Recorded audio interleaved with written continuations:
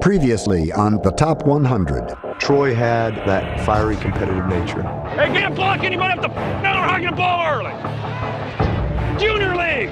That idea that you could have a game breaker on the defensive side of the ball originated with Emlen Tunnell. You know, Bruce could play every position on the offensive line and made All-Pro at 2 of those different positions. He's not only in the top 100, he's right there in the top running backs of all time. He was very tough, very mentally tough, but he was also gifted athletically. That's what the great players do. They make it look easy, and Darrell was one of those. The great players of any era can play in any other era. If he walked in today, he'd start for any team in the league. He was beating him to death. Yeah, he deserves to be on this list. End zone, Ozzie, touchdown Browns! When you played down in Ogden, you prayed that he didn't get embarrassed.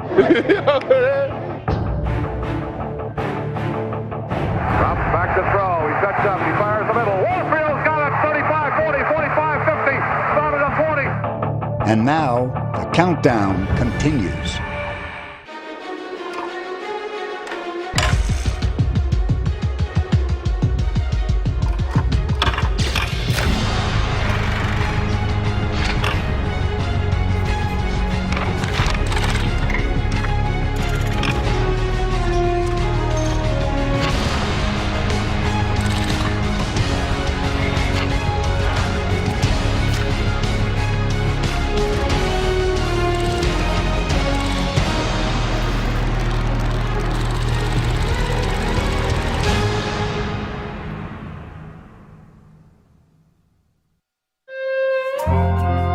He didn't have the bulging biceps. He wasn't a workout fiend from the standpoint of lifting weights. And he didn't necessarily look the part. So many people would come up to me and said, you know, who's that sitting in Marshall Faulk's locker? We all would just get smiles on our face and we're like, that's Marshall Faulk. But inside of that exterior that maybe didn't look the part was the greatest football player that you would probably ever play with. There was not anything that he did that he didn't do well.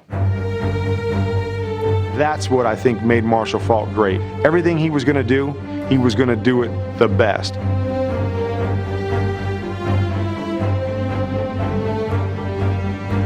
I remember a screen pass that we threw against the Minnesota Vikings. Marshall went 55 yards with it, eluding every single person on the Vikings team, if not once, maybe twice. Probably a 55-yard touchdown that covered about 130 yards. People just went, wow. Forget the big red S. Superman wears a 2 and 8 on his chest. Number 28, check him out.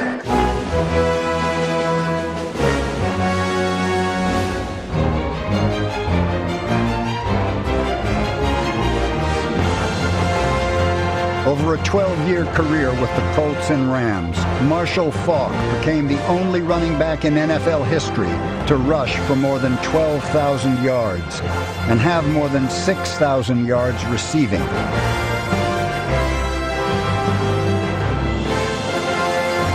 When he retired, his 136 touchdowns were 4th on the all-time list. He's amazing. Wow. What else can Marshall Faulk do for this football team? In 1999, the Rams won the Super Bowl, powered by Faulk's then NFL record, 2,429 yards from scrimmage. Part of an offense known as the greatest show on turf. The greatest show on turf was 3/4 Marshall Faulk. The thing about Marshall is you couldn't match up with him.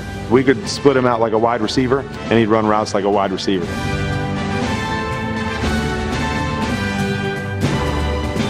You couldn't put a linebacker on him. If they wanted to put a DB on him, it gave us an advantage somewhere else. So strictly his versatility is what allowed us to separate ourselves from everyone else, because he was on the field on every snap.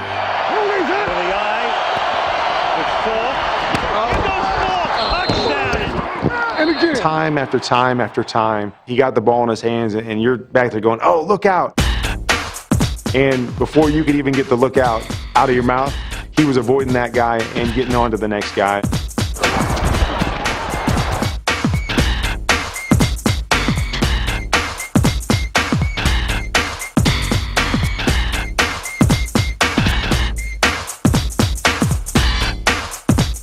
It was like he was one step ahead of the defense every time he was out there. It was the crazy vision that he had, the ability to be able to see players that you wonder how he could ever see them. You know, they might be 3 yards behind him. We're all artists. When you're running the ball, basically that's what it is.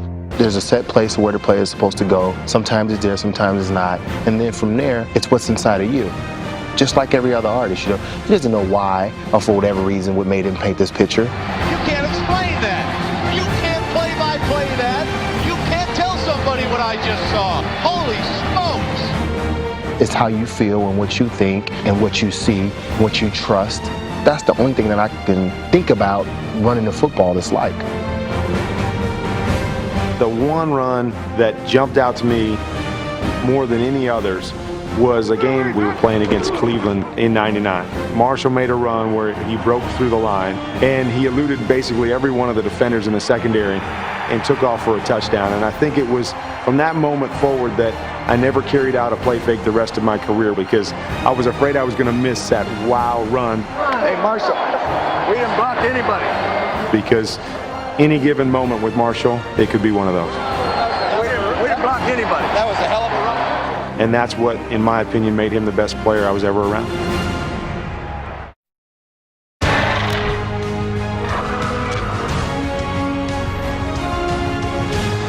You take a look at outside linebackers today and you start talking about what you're looking for, and well, he's got to be tough against the run, he's got to be smart, he's got to be fast, and they start talking about 6'3" and 220 and things, and Bobby Bell was all of that in the mid-1960s.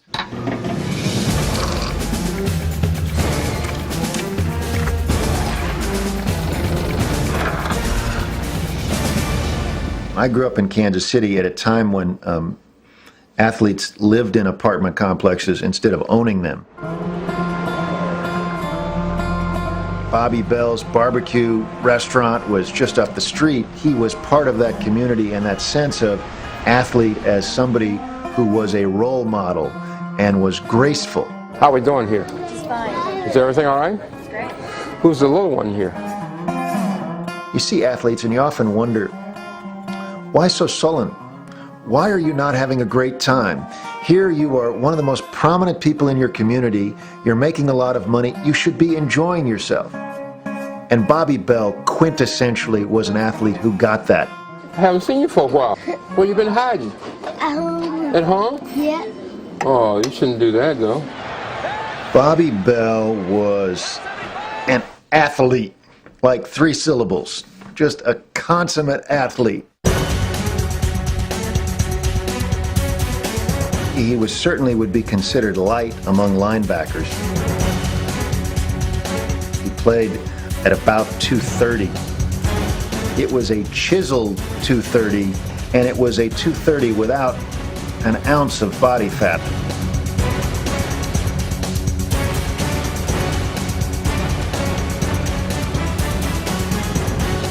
He was a trailblazer. He could do everything.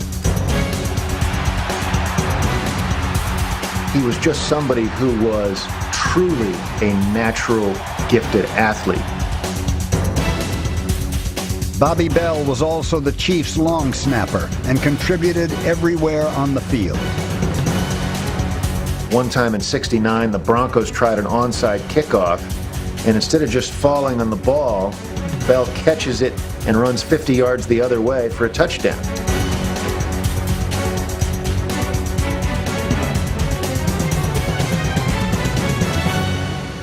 Hank Stram said that Bobby Bell was the only player he'd ever had who could play any position on the football field and you could still win with him. The Chiefs' defense led them to victory in Super Bowl IV.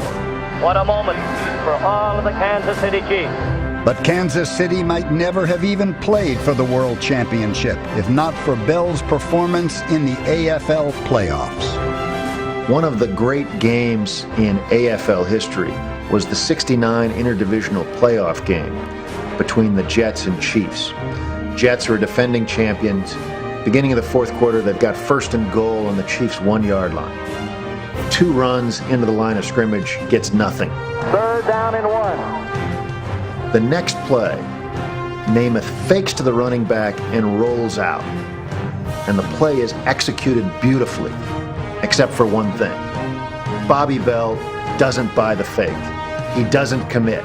Bell read it perfectly, and he trailed the running back out into the flat.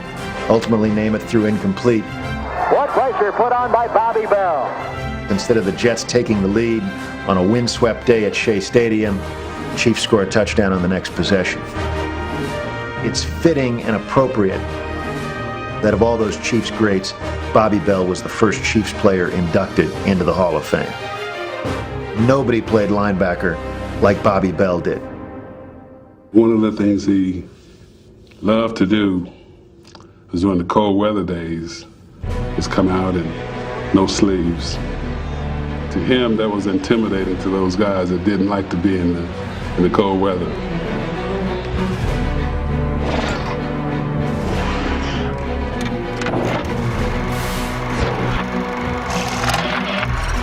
Mike came in and he had the daunting task of having to deal with Ernie Holmes every day.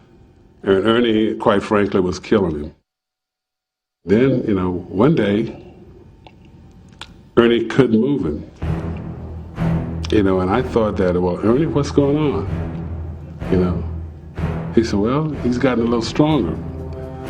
And Ernie went at him again, nothing happened. I said, oh, he's not that strong, let me have it.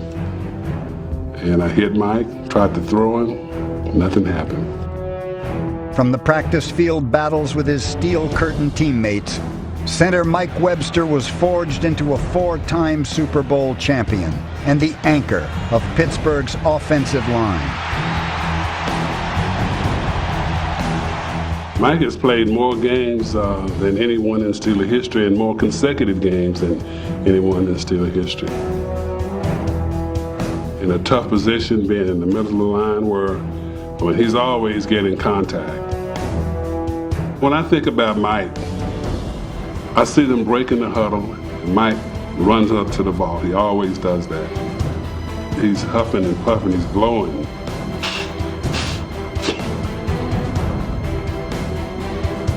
Then you see him in pass protection, pump the arms and get back, looking around, seeing where the threats were coming from. You don't really appreciate it till it's over because of the intense concentration on the element of the moment. You're always concentrating on carrying that over, and you don't really want to do anything that might make it more difficult for yourself by patting yourself on the back and doing that type of thing.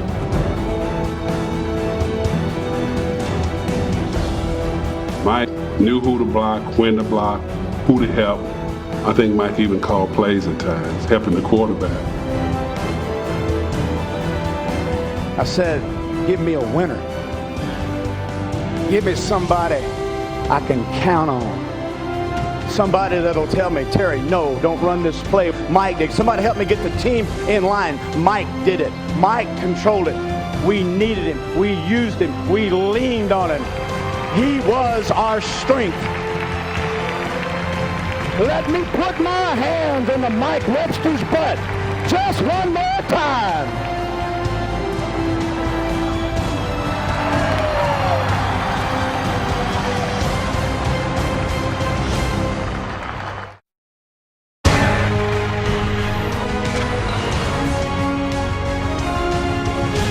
Sometimes in football, you'll get a real gifted player, and that might cause a change in football. Kellen Winslow, he changed football. Don Coryell, he's probably one of the most creative people I've ever been around. I felt like I was fortunate to have played for Don and now coached for him. It gives you now a cross off the post and underneath, and the other one is off the wide. You know what I mean? Our regular cross, if we call it, okay? So we wind up drafting a guy named Kellen Winslow. He comes into camp and, right away it was obvious this guy was a gifted receiver. We want to try and get him in the passing game. The problem with that is the outside linebacker would stay a little bit on the outside, shove him inside. The inside linebacker would hit him. We get the best receiver in the world playing tight end, and we can't get him off the line of scrimmage.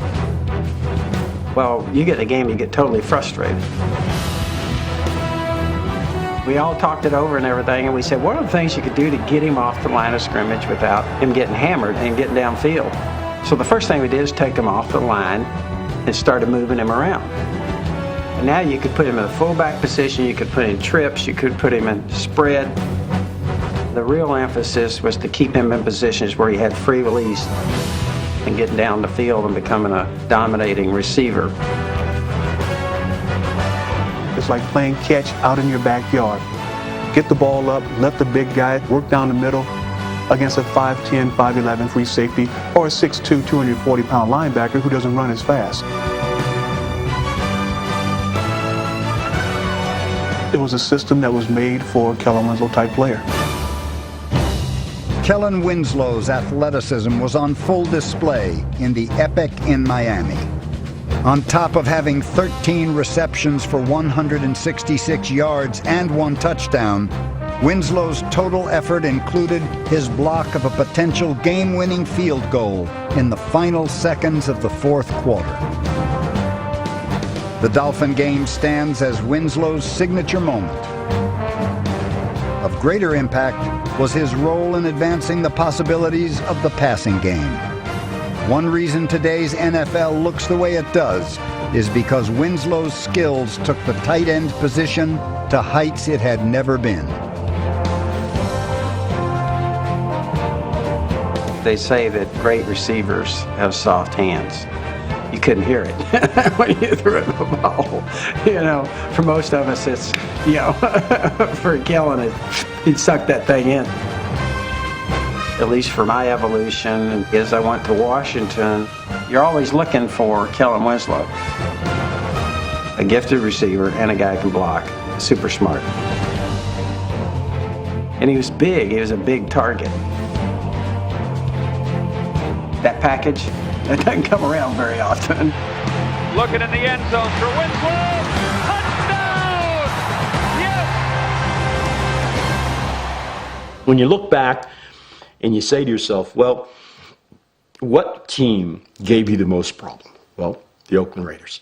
What player on that team gave you the most problems? And it would be Willie Brown.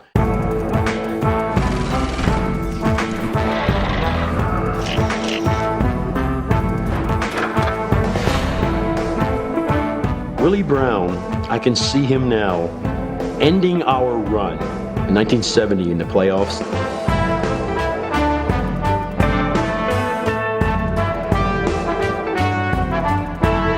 I see him now intercepting that ball and ending our hopes.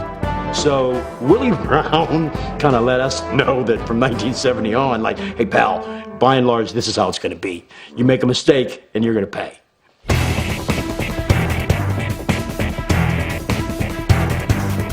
Cornerback Willie Brown was a college linebacker who went undrafted in 1963. When he joined the AFL's Denver Broncos, he helped revolutionize bump-and-run coverage. I got directly in front of the receiver, and I said, well, if I knock him down and get my hands on him, I knew that there's no place for him to go. So I tried it, and it worked out for me fine.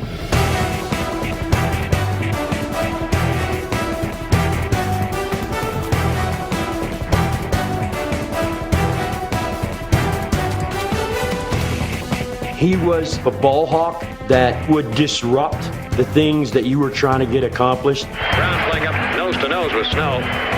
Back goes Gabe to pass. He looks, sets up, he's in trouble, runs to the left, throws on the move. Batted up here. Willie Brown still fighting for an interception. He's got it at the 30 and goes out of bounds on the 26-yard line. He was so good that, forget about it, he was going to cover somebody like a blanket. Brown intercepted 54 passes in his 16-year career. Though he spent 12 years in Oakland, he didn't fit the mold of the typical Raider. He came from the old school. He wasn't flashy. He didn't talk a lot of smack, which a lot of Raiders did back then, Atkinson and Tatum and those guys. You respected the guy because he was a good guy. As a matter of fact, 1973, I went to the Pro Bowl, and Willie had those black Raider armbands. And I said, Willie, you have those armbands. He said, here you go. And I wore them the rest of my career. And the guy says, why you switch to those on L-bands? I said, man, I got these from Willie Brown. Brown not only influenced styles, but also influenced the outcomes of some of the Raiders' biggest wins. Bradshaw sets up, then lops one out to the left, broken up, intercepted, Willie Brown at the 50, Willie at the 40. A 50-yard interception returned by the great veteran Willie Brown. Brown had 7 career postseason interceptions, including 3 returned for touchdowns. And he looks and throws, intercepted by the Oakland Raiders, Willie Brown at the 30, 40, 50. He's going all the way.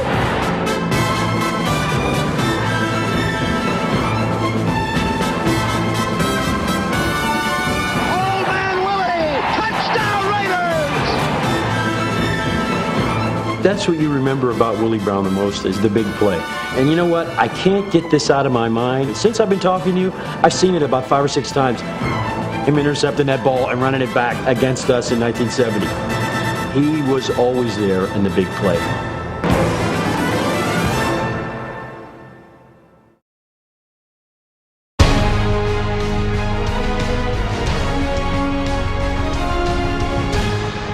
Before the countdown continues, here's a look back at players 70 to 66.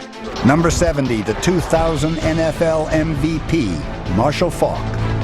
Number 69, Bobby Bell. Bobby Bell was an athlete, like 3 syllables, athlete. Number 68, the anchor of the 70s Steelers offensive line, Mike Webster. Number 67, a tight end who helped revolutionize the passing game, Kellen Winslow. Number 66, Willie Brown. Old man Willie, touchdown Raiders. And now, number 65. Every field or court he's ever stepped on to play whatever game he's wanted to play, he's been the best athlete. That's his perspective. He doesn't know any other perspective. He doesn't know it any other way.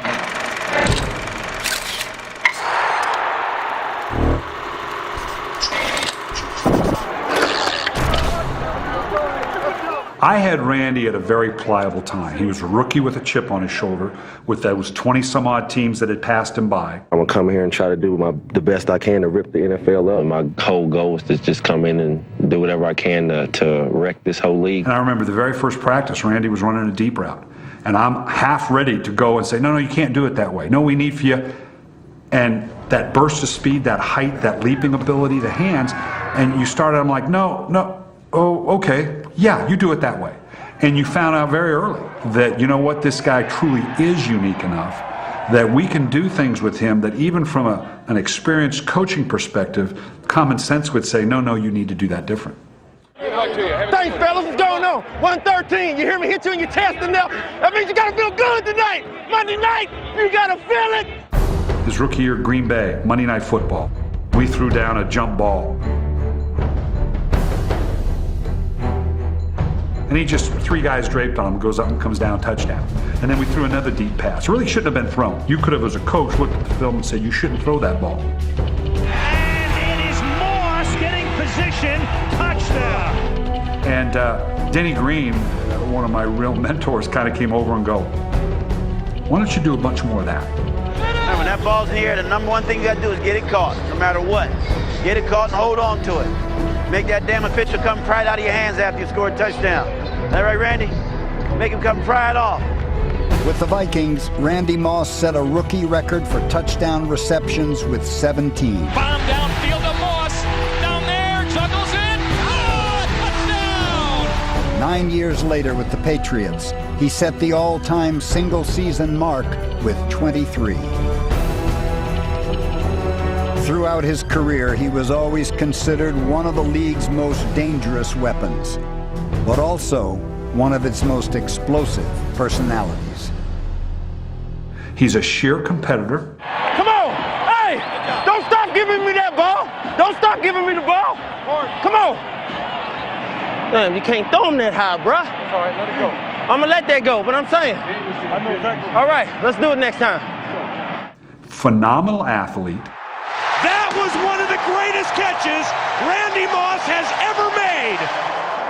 And I think those of us mortals who don't have those abilities, sometimes it's hard to discern the difference between that natural confidence born by that ability and what some would label as arrogance or conceit. Y'all know I don't stretch. So if everybody asking why 84 ain't stretching, y'all know I don't stretch. Anybody pay attention to Viking football, 84 don't stretch on game day. I come ready. I came out the womb, I was ready. Tell them, mama, you know I was ready. That's why you had me. We talk about an impact player. We talk about that player that you have to account for on every down. And we probably overuse it because there's really only a handful of guys. Randy Moss is one of those guys. And the threat that he has on any given play to kill you deep, the thing every defense is most worried about. He's a true difference maker. Moss was the leading scorer on the 2 highest scoring offenses of all time, the 1998 Minnesota Vikings and the 2007 New England Patriots. Randy Moss gets it. Touchdown. What a spectacular catch. Fire it long and a fire it deep. Randy Moss in the end zone. Touchdown. Another spectacular catch by this incredible football player. Legitimate guys that have legitimate numbers. I'll bet you he's in the top 5 in the fastest. Randy Moss breaks a tackle, and Randy Moss races down the sideline, and Randy Moss just outruns everybody into the end zone. He is incredible. The tallest.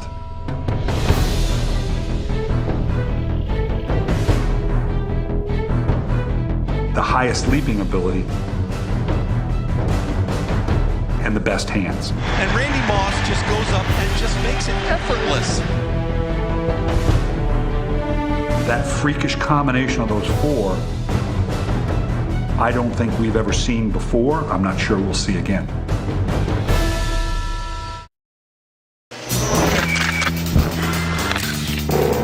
I admired his play, and I kind of tried to think like him and get my own interceptions. When I saw him on film, the thing I noticed about Herb was his ability to take advantage of a quarterback's weakness. Herb is on his man like a wet shirt. When the pass is underthrown, he's there to intercept, and it's destination goal line. He had a way of shuffling his feet and putting himself in position to make the interception.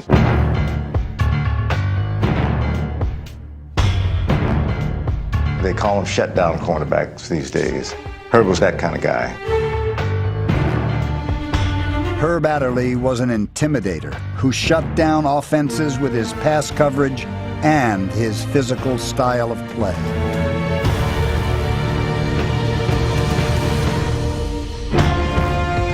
In 9 seasons as a Packer, Adderley played on 5 World Championship teams and won a pair of Super Bowl rings. In Super Bowl II, he scored on a 60-yard interception return. The 4-time All-Pro was totally committed to Vince Lombardi's coaching philosophy, which also helped prepare Adderley for life after football.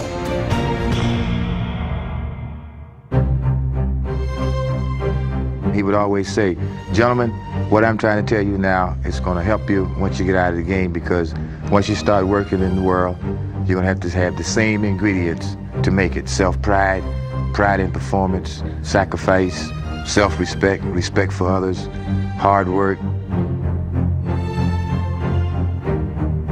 I love my father very dearly, but I don't think about my father every day, but I think about Coach Lombardi every day. 2 years after Lombardi retired, Adderley was traded to Dallas, where he played 3 seasons for head coach Tom Landry. Coach Landry was not a rah-rah, pep talk type guy. And Coach Landry rarely got angry. Vince Lombardi got angry. Tell you something, Leroy, you're not going to get your job back unless we get a better performance. Hey, it's supposed to be a hell of a defensive club. It didn't look like it to me. I remember one time after a loss, Everybody had their heads down, and Herb says, "Get your heads up. You're a miserable bunch of losers." And, you know, and everybody kind of, we never heard anything like that in our locker room. And that was it. You know, from then on, the next 3 years, I mean, we were hard to beat. And that was the Lombardi-Green Bay thing. And we just sort of adapted that, and we needed guys like Herb to get on us. Adderley's big game experience helped the Cowboys overcome their reputation as next year's champions. Adderley, who played in 4 of the first 6 Super Bowls, earned another ring when Dallas beat Miami in Super Bowl VI. In the left corner, number 26, Herb Adderley, waited to be tested, but he too was equal to the task. We rallied around Herb because of his mental toughness and his attitude, and he wasn't afraid to speak his mind, and we needed that. He helped us get over that hump. I was making tackles all over the place. John Madden is screaming at Jim Otto, "Come on, get to him," for crying out loud. I looked up at Madden and I said, "Coach, he's not fast enough." The following year, we're playing out in Oakland. He hits me, undresses me, and I am absolutely out cold. And John Madden looks down at me and he says, "Well, Bergie, is he fast enough now?" And I go, "Uh-huh."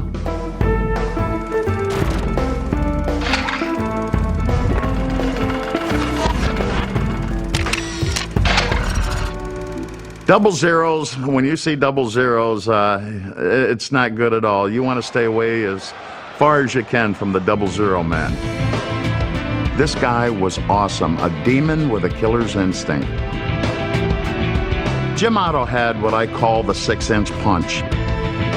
Just before impact, he would be able to coil his body and really rip into you. Now, a middle linebacker, defensive players, we don't feel ouch, ooh, hurt, and pain. But let me tell you what, when Jim Otto hits you, guess what? It hurts. I've never been afraid of anything. I could play against King Kong, I think, and we'd have a battle. You know, I think the face mask was probably bent a little bit. He had kind of like a little hook in his nose. My nose would be broken all year long. It would just get broken each game. I get pushed on one side of my face, then on the other side of my face. He ran kind of funny. He had a little bit of a pot gut.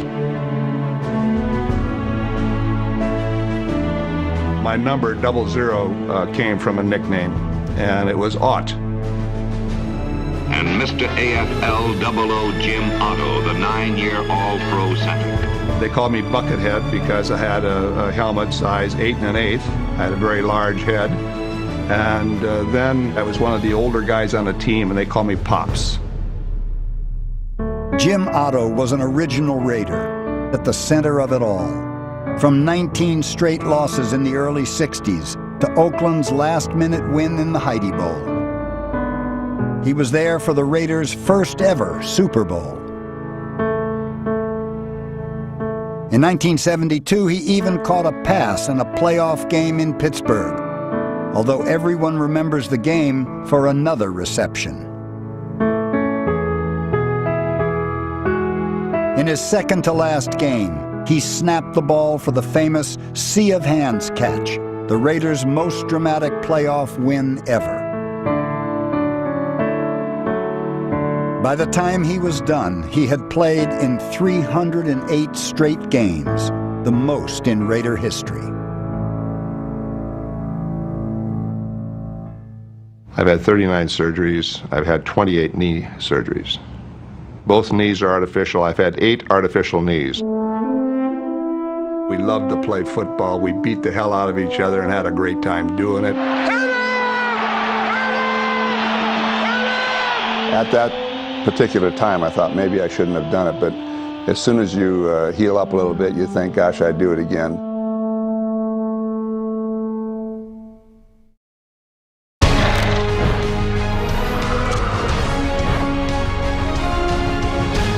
Basically, it started that first game when we were rookies, because I flew down on the ball to pick somebody off the pile. All of a sudden, I pick somebody off the pile, I get jammed in the back and go flinging about 5 or 8 yards. And I turn around and he's standing there and he's trying to intimidate me.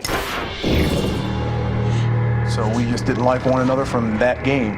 And it carried on and on and on. Before you played the Cowboys, you heard it from everybody in the league. Randy White, he's the intimidator of professional football. There was a game in '83 where he just pummeled Russ Grimm.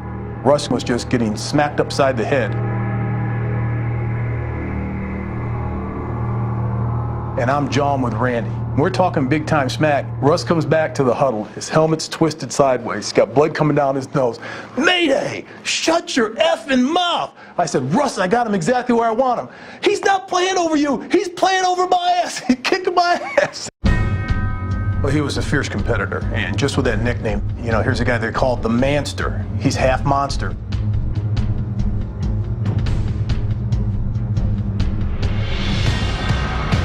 Randy White was all monster on the football field. This ferocious competitor played 14 seasons and was named a first-team All-Pro 7 times. When you saw him on film, you would see offensive linemen slide to him, make sure that there were 2 guys on him. Most teams did that because once he got 1 sack and he was in your head as an offensive lineman, he would definitely get another and he would just physically pummel you. He had some of the quickest hands in the NFL at that time, particularly for a defensive lineman, where he would come and slap and swim to get to the quarterback.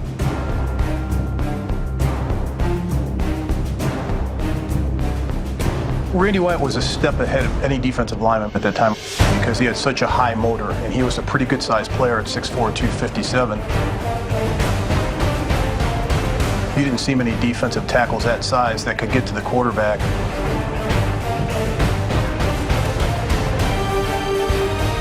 Could run down plays from behind at the defensive tackle position. Most tackles didn't have that athletic ability that he had and tenacity he had.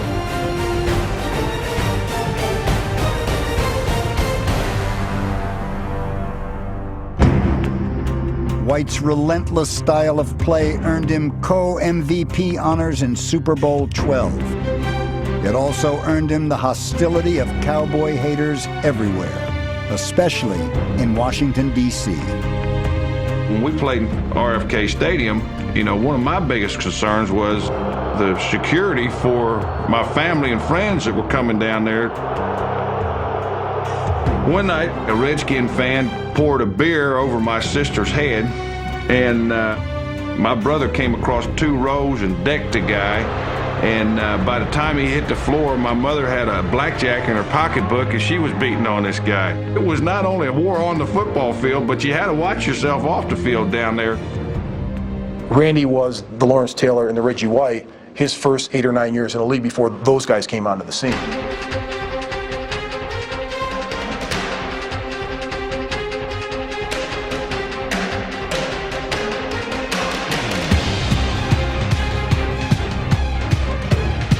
Manster was in there in the mid-'70s through the early '80s. You know, he was the guy that most teams said, that's the guy we have to watch for. It's the Manster.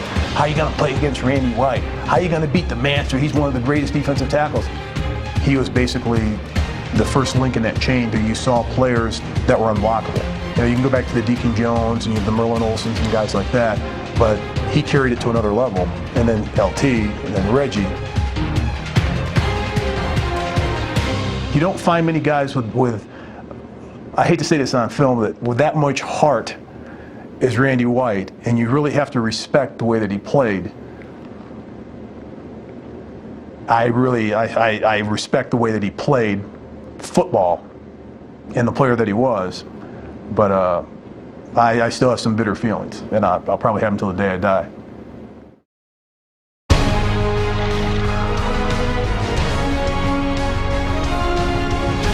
Before the countdown continues, here's a look back at players 70 to 62. Number 70, Marshall Faulk. Forget the big red S. Superman wears a 2 and 8 on his chest. Number 69, Bobby Bell.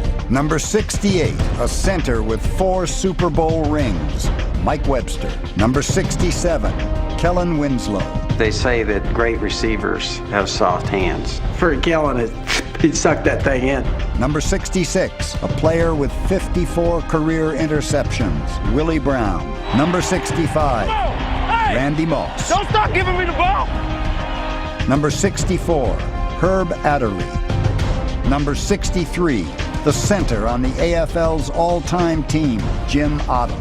Number 62, the manster, Randy White. And now, number 61. I was in high school, and I think it was maybe his second year in the league. What's up, man? What's up? What's going on with you? LT, baby. Yeah. It was special because of who he was, and I've grown up a Charger fan, living in San Diego, and just getting a chance to kind of pick his brain a little bit. There may never be another guy like him, ever. You know, being a running back is kind of like being an artist. You got to remember that. While their artistry is similar, LaDainian Tomlinson has painted solo masterpieces for a decade. LT, and he cuts behind a block at the 30, and he's still going at the 40, at the 45, sideline 50, 45, pulling away. What a run!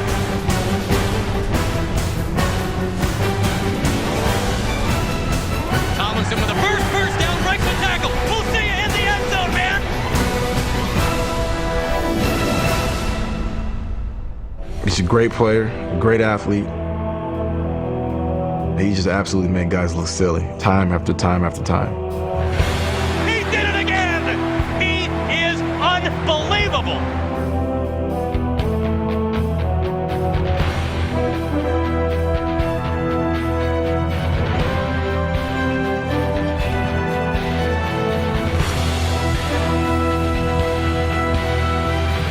Tomlinson is free! Bye-bye! Tomlinson led the NFL by rushing for 12,490 yards in the 2000s. Pulling away! What a run! A cut that only few have ever been able to make. The great one, LaDainian Tomlinson.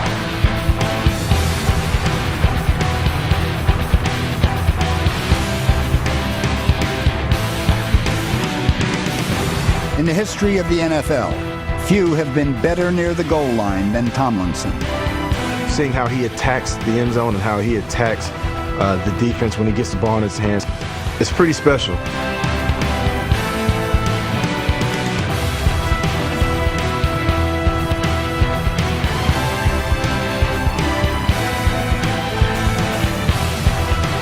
Handoff Tomlinson. Hip arms, breaks the tackle. Touchdown! San Diego! He's one of those guys that he just has a nose for the end zone. Anybody who can score 27, 28 touchdowns in 1 year, that's greatness. In 2006, he set the NFL record with 31 touchdowns in a season. Into the end zone! Chargers fans are witnesses to history! What is your main goal for the NFL? I think of it like you play it to leave a mark on the game.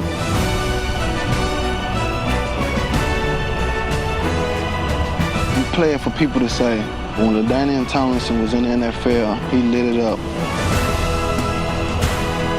He was definitely one of the best running backs of all time. On the next episode of the Top 100, The image got planted of him being a robotic type player. Not so. I think two things make him very unique. Number one is intelligence and his passion. Nobody played it with more passion. Big, huge specimen. Nobody had ever seen a guy that big.